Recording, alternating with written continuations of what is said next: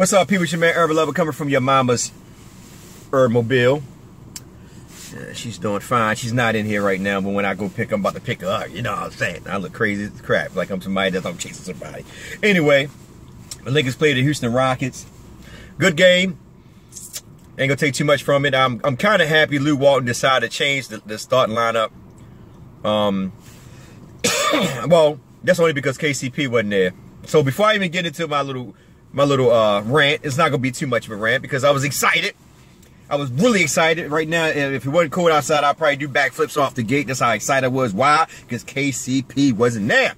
I got nothing against the guy. I know a lot of you guys like KCP. Me personally, like I said before, and I said it over again. Why go get KCP when you got Jordan Clarkson? The only thing different is he can play defense. Jordan Clarkson is pretty good defense. But so far, like I told people, because I watch games, and I'm talking about games away from the LA, KCP doesn't play the defense that we expect him to play.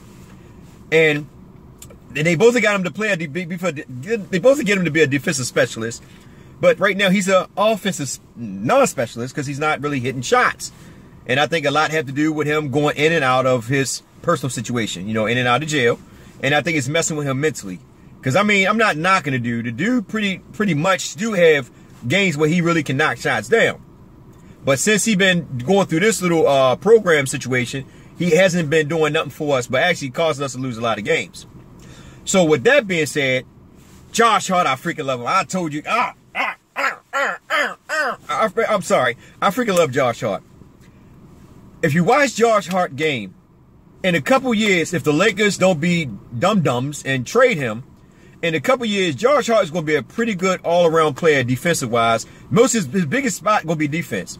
And when I mean all-around players, that he going to be able to play defense, offense. He's not going to be your go-to scorer, but he's going to play within a system. No matter what system he's put in, he's one of the players that can just play within the system. And he complement that team much more better than KCP. I'm just being honest.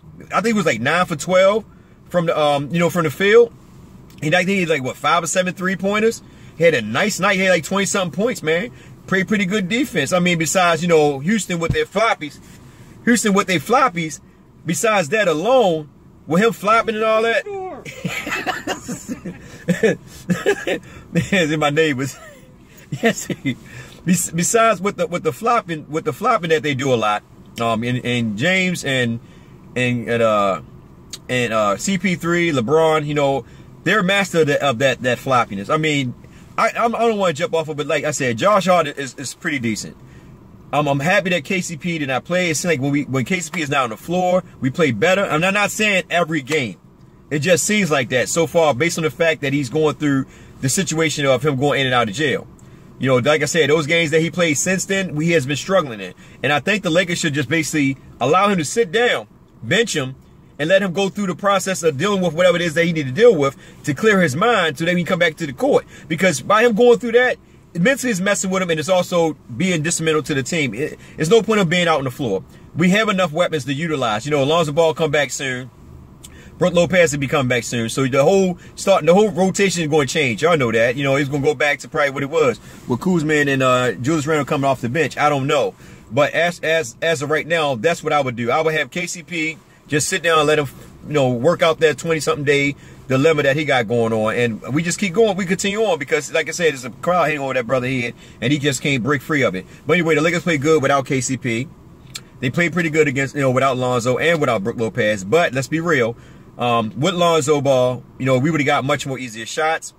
We still have a bunch of ISO players. The only good thing about it is that nobody can stop Julius Randle on Houston team. Even you heard Calvin Murphy said, the only person stopping Julius Randle is the coach who keep benching him. So he, if he said and we said, you already know what it is. But that's what all players. Sometimes, when players are hot, Lou Walton has the habit of sitting players down.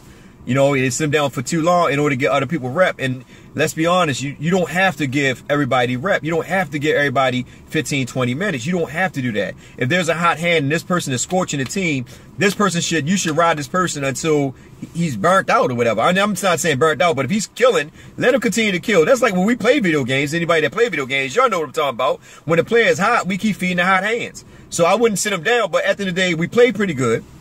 It seems like right now we got Houston number. And like I said, they had no hands but Julius Randle. Julius Randle had like Julius Randle was killing. He had 29 points. Yeah, almost 30, 29 points, like 15 boards. I think he had a block. You know what I mean? He was playing like a madman. And I keep telling you guys, man, everybody keep talking about Julius Randle need to work on his jump shot. You know, he only got one hand. You know, he's only, you know, he a bully ball, this and that. Listen, you play according to your strength until somebody stop you. Why go away from something that's your bread and butter and do other things that's not in your repertoire right now at that point in time? You know, you go to what it is that's going to, you know, make teams play you on his defense. And Julius Randle was taking him, man. He was killing him, man. Like I told people, that's why I say he need to start back at the power forward spot. You know, right now, and because he match up better. You know, a lot of people say he, you know, he's a little guy, this and that, all this crazy stuff that fans be talking about, man. And then I look at him and say, well, Draymond Green only 6'8". The only difference about Jim and Draymond Green is Draymond Green can probably shoot better, but defensive-wise, Julius Randle playing pretty good. And remember, like I said, this is only his second year, because I don't count the first 2 years. The first year I said before, and I got to say it over and over again to the fans who still don't get in their head, the first year Julius Randle was hurt. You don't count that. Second year, it was Kobe, the Kobe wheel, you know what I mean, the farewell tour. So you don't count that one. Last year was actually his rookie year. And that was for any of them, be honest with you. You know what I mean? So this year is actually a good year where they got, you know, they got the rookie year out the way. And now this year they rolling. You see Jordan Clarkson elevated his game. Julius Randle elevated his game. Brandon Ingram elevated his game. So look at it. And I keep telling people over and over again, right? Yeah, and I'm going to go back to this. I said that we don't need a closer. I still don't think we need a closer. I mean, yeah, we're going to get PG-13, hopefully. But like I said, that only depends if OKC doesn't go far in the playoff. Because if they go far in the playoff, he might not be coming here. That's saying they with DeMarcus Cousins. If New Orleans do make some noise in the playoff, because this would be DeMarcus Cousins, I think, what, first year in the playoff, I think? So if they go to the playoff and they get their first, they win their first round or whatever, depending on what they match up with. Just say they win their first round. You know, now they get out the first round. That's no guarantee DeMarcus Cousins might come us. So we got to develop the players that we got here. Stop worrying about 2018, you know, the free agency and all that. That's stupid to me. You focus on what you got now and work on that to build up their momentum. I mean, well, not their momentum. Yeah, their momentum and their intellect and their experience. So that way, when you do try to pull free agents, they just come right into a house that's already full. It's the same with Golden State Warriors. They won 70 games and KD just jumped right in with a team that was already winning. You know what I mean? Most players, they're not going to go to a team that's struggling. 11 and 22, most free agents ain't going to want to come here. Unless they guarantee somebody else going to come to help them out.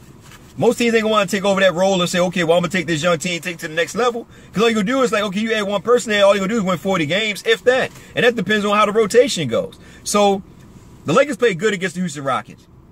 We need to develop the players that we got now. I'm like, hey, even if we lose, as long as they give effort. That's what I'm about. I mean, I don't want to lose. Don't get me wrong. I don't want to have that loser's mentality. But as long as they give effort, I'm with that. You know what I mean? These games, when they play these top teams, good. When they play those sorry teams, that's a problem. And I'm going to hit y'all with a reason why, if nobody noticed this. Now, we are ranked, as they claim it, we're ranked #1 or probably #2, something against the perimeter defense, right? The reason why we're ranked #1, and I want to share this with you, and if you don't believe me, go back, watch the games, watch it with a non-biased view, and you will see what I'm talking about. The Lakers have a habit, because we don't have an interior defender, the Lakers have a habit, they quick switching, which you already know, so they wind up getting a small guy on a bigger opponent. What usually happens is that your wingmen and your perimeter defenders, they come crashing in to help out in the paint. So when they help out in the paint, what usually happens is that, #1, there's perimeter guys wide open for the shot. So when the perimeter guys are wide open for the shot, now what happened is, these guys are taking 25 to 30 shots against the Lakers. The average team probably taking 22 to 25 shots.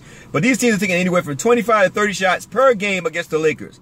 Now, they're probably only clipping 30% of those shots. Why? Because they're wide open shots. And then what happens is, because a lot of teams are shooting more threes on us, it becomes that now we're a good perimeter defensive team when we're really not.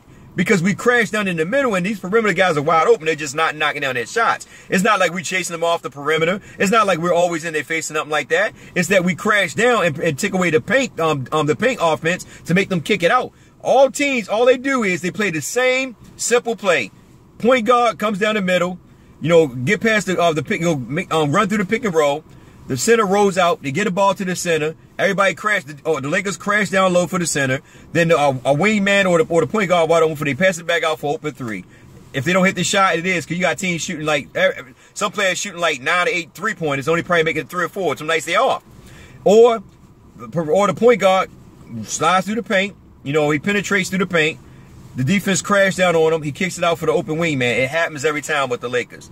So I'd say at the end of the day is that we still got to work on our defense, but I think that will happen once we get an interior defender. We don't have, I ain't gonna say we don't have an interior defender because I didn't get to see Zubac this year, really. I didn't see Thomas Bryant, so we don't know what we got. I love to see Thomas Bryant. I love to see Zubac more than I see Brook Lopez. I like to see those two guys get in, man. Luke Walton don't have no confidence in him. He don't need to bring him in. You know what I mean? Like, even when we up by 20 or the team, or we getting blown out by 20, he still don't bring him in. He'll bring him in 1 minute left in the game. That's not enough. That's not telling us nothing or showing us anything for these players. They need to come in, and like right now we're 11-22. What is there to lose? Why not go ahead and let Thomas Bryant and Zubac play? Why not? You know what I'm saying? It don't make any sense to me.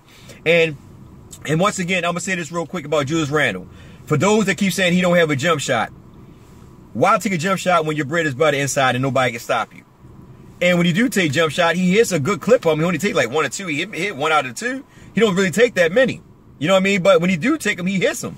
Now he take a consistent jump shot. Now we be saying that why this dude don't go down low. It's like do if you it's like what is it? Damn if you do, damn if you don't.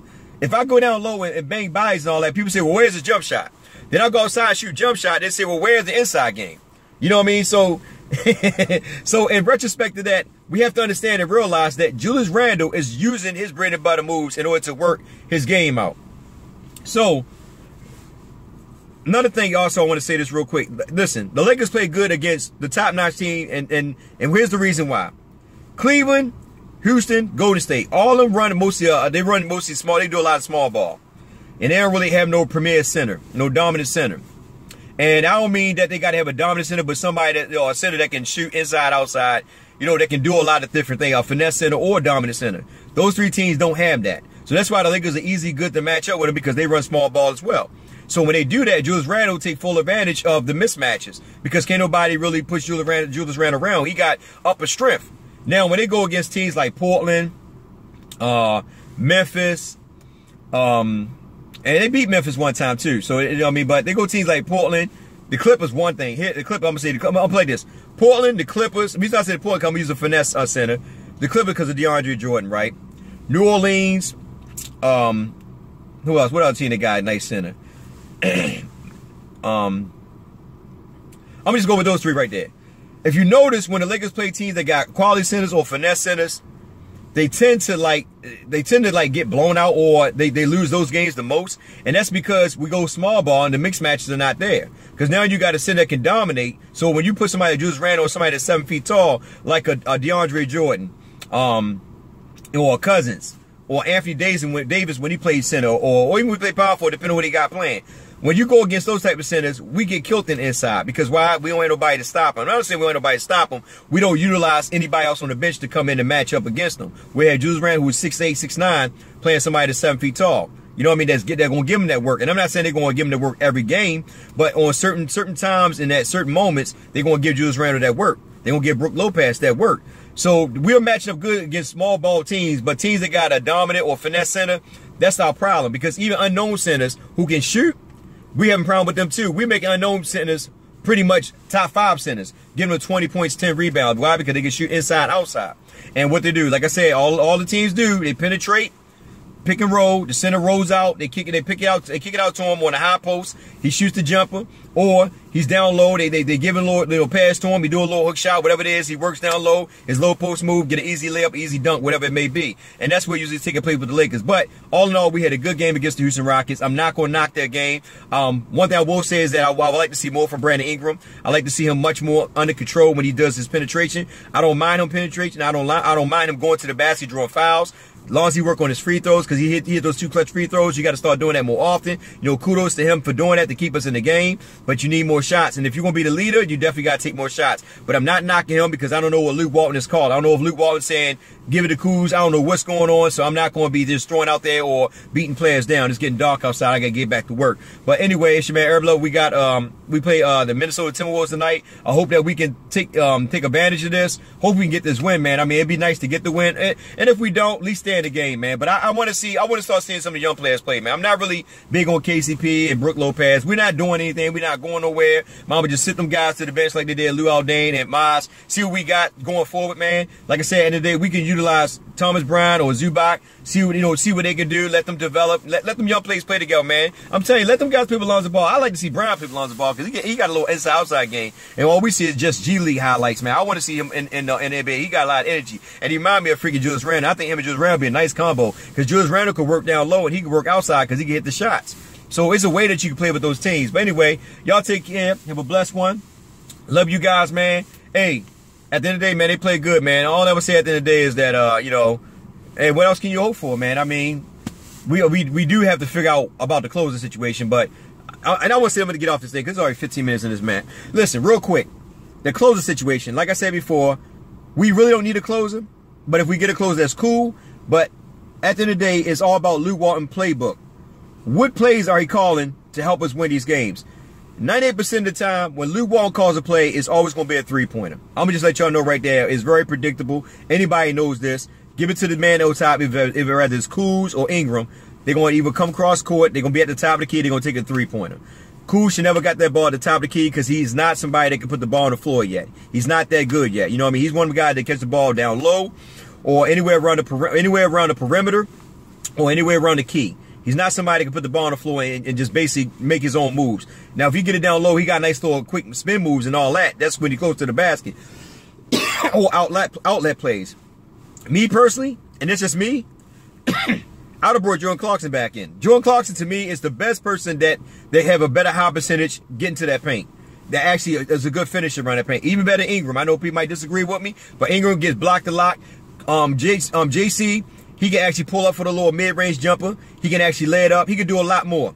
That's just what I'm saying. At the end of the day, I would have set Brandon Ingram down. I brought JC in, but, it is what it is. I'm not going to beat up on that. That's just me. I would have brought Jordan Clarkson in. And I would have tried to figure out something off of that. But it all depends on, who else we had on the floor, too. Because I wouldn't want to go too small. I want to have Jordan Clarkson, Hart. Well, you could have ended up Enos in the same time. Because that means that we're giving up size at the small forward spot. Well, then again, not really. Because Josh Hart played pretty good at small forward. In those mixed matches. So it's so much we could have did. But, hey, we lost. It is what it is. We can sit here and just think about the wins, even though we didn't get them. But, look, it's getting dark. My teeth starting to show. My eyeballs not. That's letting y'all know it's time to go. It's your man, Herbal Lover. Like, share, subscribe. Get in the comment section. Tell me what you think about the game. Like I said, we got Minnesota tonight. Hope we can get a win, guys. Anybody that's watching the game, that's on Twitter, I'm in Twitter. DeAndre Page, I'm in Twitter, buddy. When you sit there sending messages on the comment section, I'm not looking at the YouTube channel. I'm watching the game. I'm on Twitter. If you ain't got a Twitter account, man, upgrade yourself, brother. Anyway, y'all take care.